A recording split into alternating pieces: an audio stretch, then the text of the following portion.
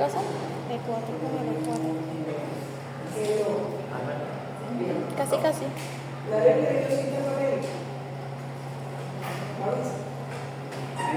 ¿Citan para? Amén. No.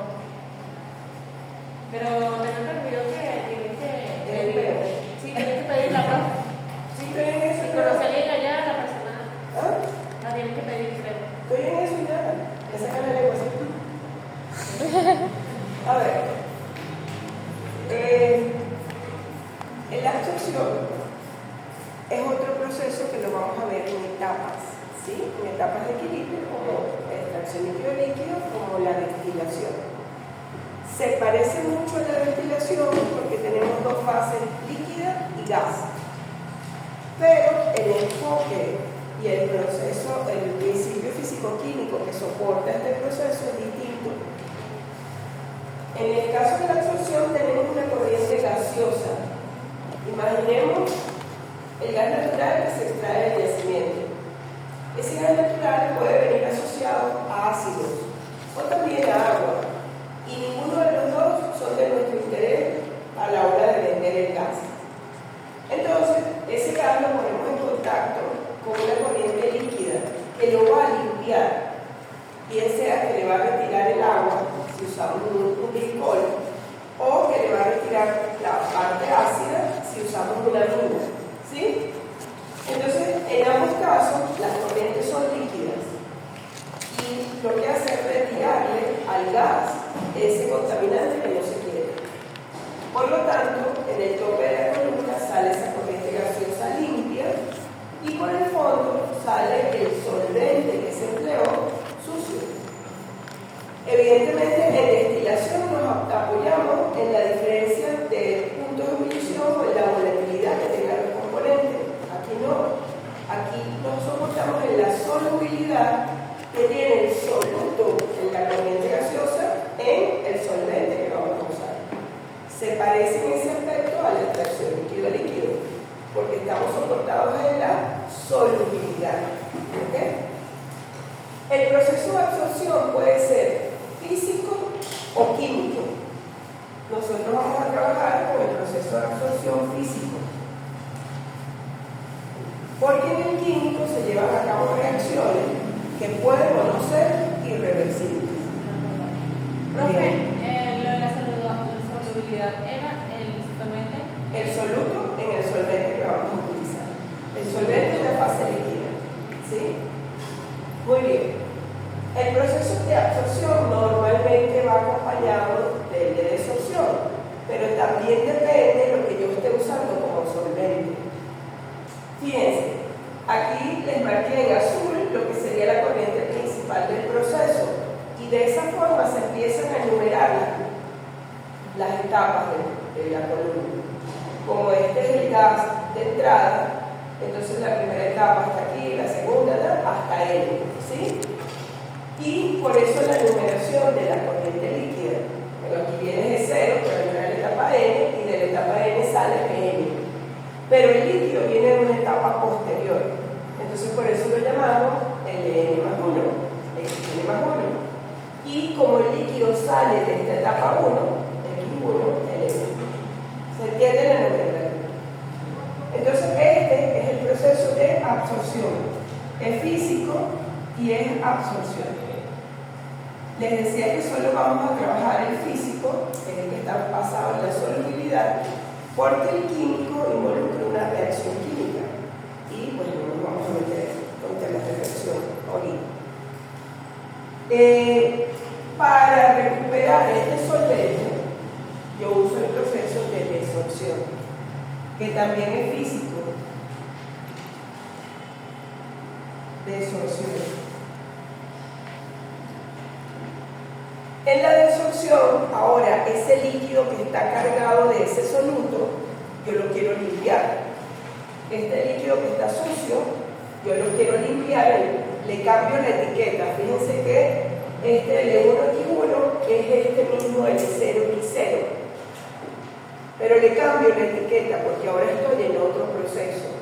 Y normalmente cuando trabajamos con desorción, le ponemos el prima para diferenciarlo del proceso de absorción. Entonces, L0' porque es la corriente principal.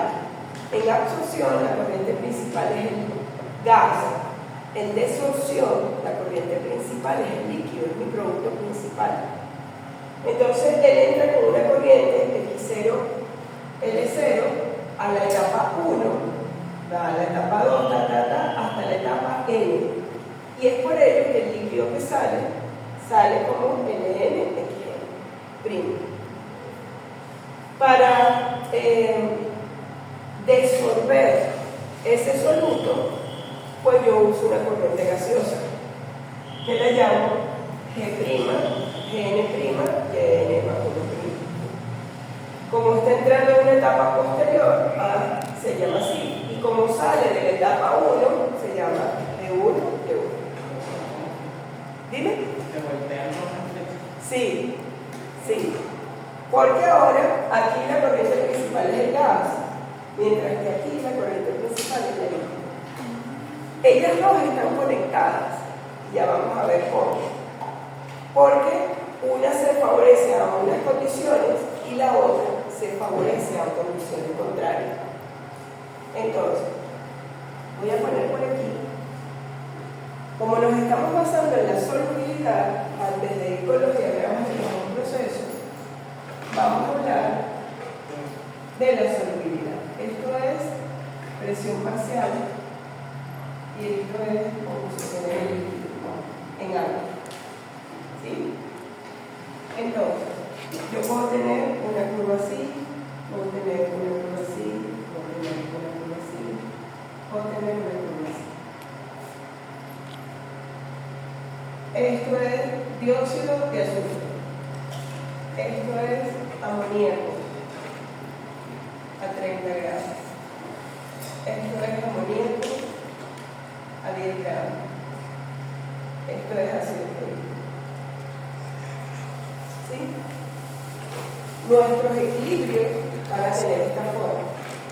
El equilibrio cuando vamos a trabajar va a tener esta forma. Y ahora la manera de calcularlo no va a ser con Raúl y Dalton como veníamos trabajando, sino que ahora, a ver, Raúl y Dalton nos decía que la presión total por la fracción de la fase gas es igual a la presión de vapor por la composición de la fase líquida. ¿Sí? Pero ahora, esta parte de la presión de vapor en la fase líquida, eso va a ser sustituido por la solubilidad, que viene dada por la ley de Henry.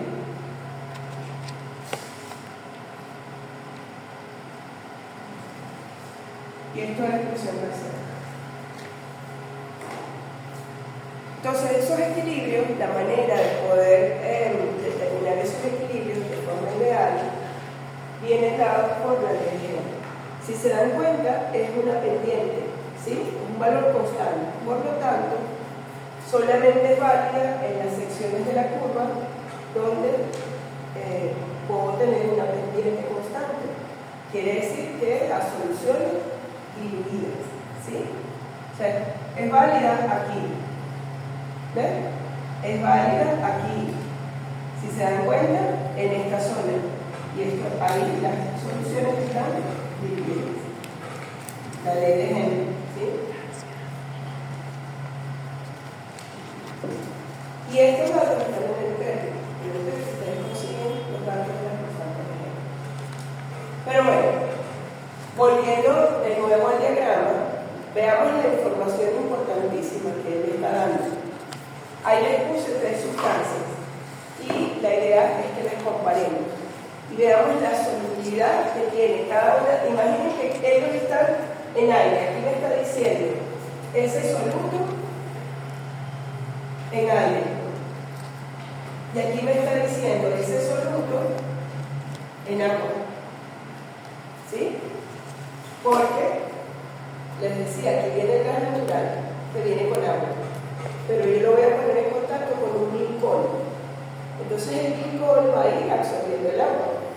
Aquí va a salir el glicol con agua y aquí el gas natural sin agua o con menos agua. ¿Sí? Ok. Entonces tenemos 3 componentes, al igual que en el diagrama ternario, pero bueno, vamos a trabajar composición en la fase gas y la composición en la fase líquida. Y como podemos ver, la composición en la fase gas podemos calcular cuál es la composición y la presión total, que es la presión parcial. Y por eso es que pongo aquí presión parcial. ¿Me sigue?